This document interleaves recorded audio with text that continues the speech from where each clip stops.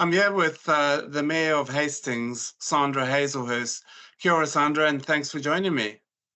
Morning, Andrew. Great to be here. Good. Yeah, good to see you again. It's been a busy old time, and just want to catch up with. Obviously, we had the cyclone in February, but it's still very much part of our lives, and especially the council's life. How is the rebuild going? Well, we've had a huge year, and it's been, I'm absolutely proud of our teams who have worked so hard to get our rebuild underway and our recovery, and it's constant, it's every day, and it's small steps. But, out of our 500 million that we need over and above the 228 million that we had from the last government to get back our building of roading and slips and culverts, we still need another $500 million, and 354 of those million are for slips, roads and culverts, and the balance is for bridges. So we've got a long way to go. It's between a 7 and 8 year work program, and while we've done an awful lot, it's a big journey. So the full about 107 kilometres of roading has to be completely resealed, and then there's all the slips and all of the repairs. So it's going to take a long time, and we've got 10 temporary bridges in now, and they'll be there for a few years. The next bridge to be rebuilt is Puketapu, and from that, so we've got a whole bridge program, and it's a big job.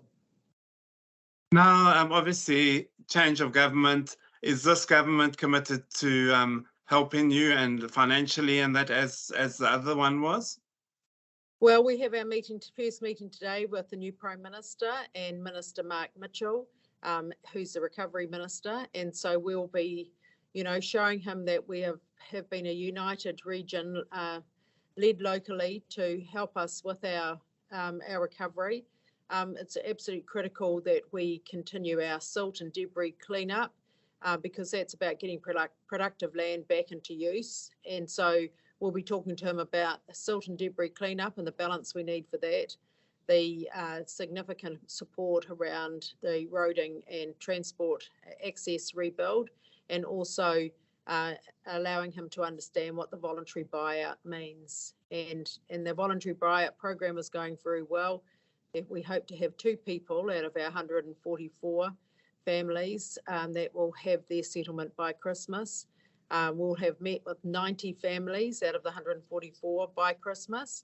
There's a big team working on this, but this is significant for our ratepayers. Borrowing that $50 million with enormous interest rates, it's a massive burden, and we're pretty much lose sleep every night over how we are going to afford this, and those are the conversations we'll be having actually today when we meet the Prime Minister for the first time.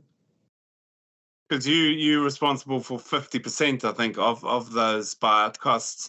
That's right. Do you think there's any way you could get government to pay more? Is that your aim?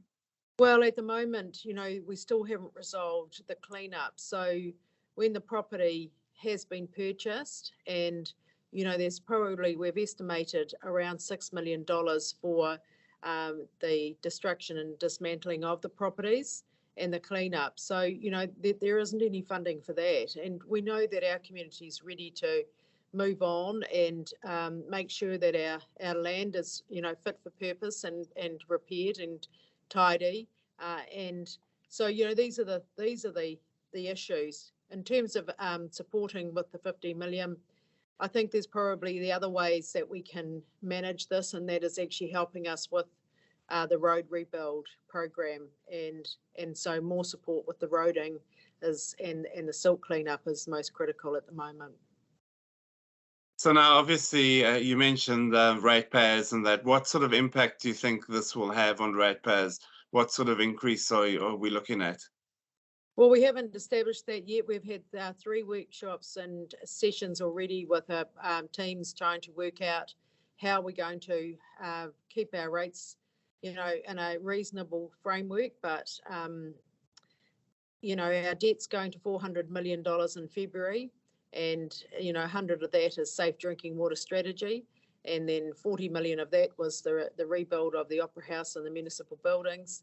So that the cyclone has hit us pretty hard, and how we're going to manage. We have to reprioritise. You've never done a long-term plan like this, but I'm really positive about the future in terms of the regional and city deals that the government is talking about, working with the region, putting our priorities forward, and helping us with the infrastructure is going to be critical to how fast we can rebuild.